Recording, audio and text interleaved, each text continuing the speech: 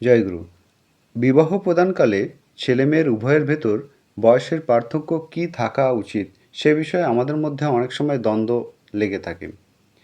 আমরা এ বিষয়টা নিয়ে পুরোপুরি জ্ঞাত নই। আসুন আজকে জেনে নিই বিবাহে স্বামী স্ত্রীর ভেতর বয়সের পার্থক্য কীরকম থাকা উচিত এবং তজ্জনিত কী সুবিধা রয়েছে। পরমদয়াল শ্রী শ্রী ঠাকুর এই বিষয়কে কেন্দ্র করে কী বলে গেছিলেন তা আপনারা আজকে জেনে নিন। আলোচনাটি অতি মনোযোগ সহকারে শুনবেন।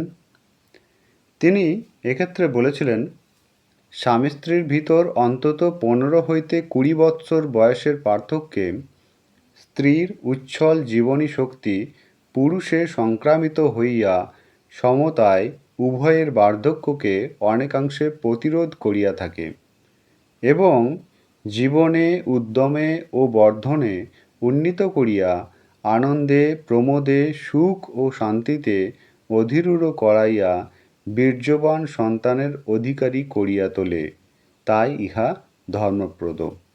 আশা রাখি এরপর থেকে বিবাহ সময়কালে স্বামী স্ত্রীর বয়সজনিত যে আপনাদের ভেতর দ্বন্দ্ব থাকে তার নিরসন হলো। আজকের আলোচনা এ পর্যন্তই। চলার সাথী, বাণী সংখ্যা 182, পৃষ্ঠা 86। আপনারা সকলে ভালো থাকবেন, সুস্থ থাকবেন। সকলকে জয়গুরু।